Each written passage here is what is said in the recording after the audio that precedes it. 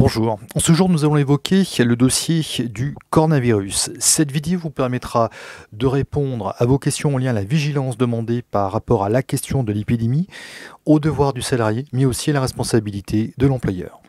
Le 31 décembre 2019, l'Organisation mondiale de la santé, informée par les autorités chinoises de l'épidémie coronavirus, la maladie aurait été développée à travers un marché d'animaux vivant dans la ville de Wuhan, en Chine. Le coronavirus, Covid-19, est bénin dans 80% des cas et fait partie de la grande famille des rhumes. Les chiffres clés au 6 mars 2020, le coronavirus continue à se propager dans le monde. L'épidémie a dépassé les 3400 morts pour plus de 100 000 contaminations dans au moins 85 pays. En France, plus de 577 cas ont désormais été confirmés et 9 décès déplorés. La propagation du Covid-19 en France est proche du stade 3. Sitôt le stade 3 enclenché, les activités collectives sont fortement impactées, précise le gouvernement sur son site. Le passage au stade 3, en lien au plan de prévention et de lutte datant de 2011, entraînant davantage de restrictions comme la fermeture des crèches et établissements scolaires, certains transports publics et lignes de train risquent d'être suspendus. Ainsi, différents scénarios sont envisagés. Quels sont les principaux symptômes du coronavirus Covid-19 ?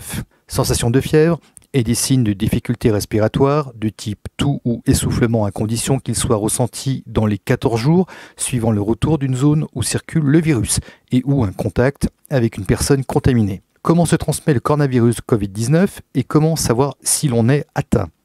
Le coronavirus Covid-19 se transmet par les gouttelettes émises par une personne malade, en particulier lors de contacts étroits. Toux, postillon, projection de salive.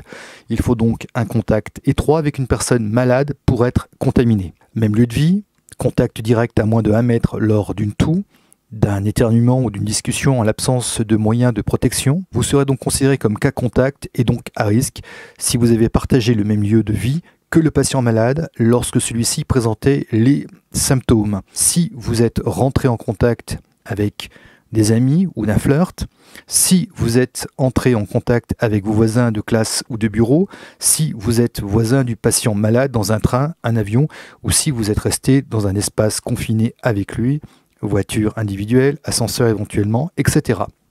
Les symptômes peuvent apparaître jusqu'à 14 jours. À ce jour, les tests de diagnostic du coronavirus Covid-19 sont effectués dans tous les établissements de santé de référence, uniquement en cas de suspicion de la maladie validée par le SAMU ou un infectiologue référent, étant entendu que le délai pour obtenir un résultat est de 3 à 5 heures. Quelles sont les mesures que les entreprises peuvent prendre afin de prévenir le risque d'infection de coronavirus Covid-19. À ce jour, le ministère de la Santé conseille les entreprises de communiquer à leurs salariés, de veiller au respect des règles élémentaires d'hygiène.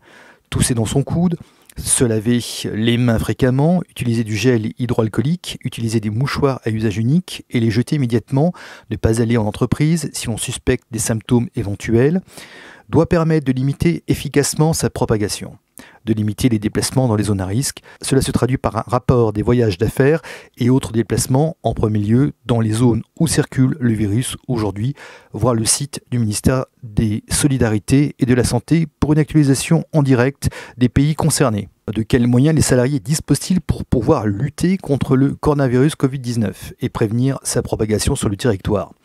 Il faut d'abord respecter les mesures d'hygiène élémentaires et la meilleure manière de prévenir la propagation du coronavirus Covid-19. L'objectif est de donner le moins de prise possible au virus, donc à la maladie. Plus contagieuse que virulente, des gestes simples permettent de limiter très efficacement sa propagation ainsi que les risques de contagion. Alors quels sont ces différents gestes ? Premièrement, se laver les mains régulièrement au savon ou à défaut avec une solution hydroalcoolique. 2. Laisser un intervalle de 1 mètre entre son interlocuteur et soi, le virus se propageant par la salive et par voie de conséquence par les petites gouttelettes contenues dans la salive. 3. Éviter de se toucher le visage, que ce soit le nez, la bouche ou encore les yeux, sauf à s'être préalablement lavé ou désinfecté les mains. 4. Éternuer dans son coude, pas dans sa main. 5. Utiliser des mouchoirs à usage unique et les jeter immédiatement après usage.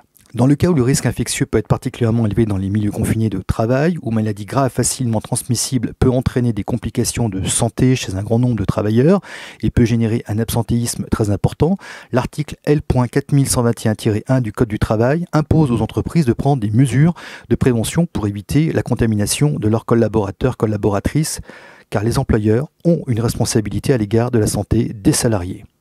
Cette responsabilité entraîne une organisation de travail et la fourniture d'équipements pour protéger les salariés d'une contamination sont essentiels.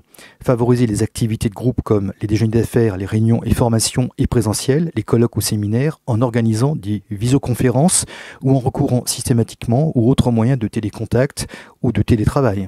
Proscrire les déplacements des salariés dans les zones à risque, favoriser massivement la mise en place du télétravail, éloigner le plus possible les bureaux les uns des autres et sans vis-à-vis au moins 1 mètre, soit 2 mètres entre les employés, mettre en place une procédure de détection et d'évacuation d'une personne malade, et surtout éviter tout contact physique entre salariés, notamment proscrire le serrage de main, l'accolage, accès fortement limité pour les clients, fournisseurs et autres visiteurs, identifier les personnes les plus exposées, accueil, guichet, vente au public, déterminer les modalités particulières de leur protection et de leur suivi médical, prise de température. L'entreprise doit absolument approvisionner et distribuer largement des mouchoirs, serviettes en papier, des solutions hydroalcooliques et bien sûr d'installer des poubelles.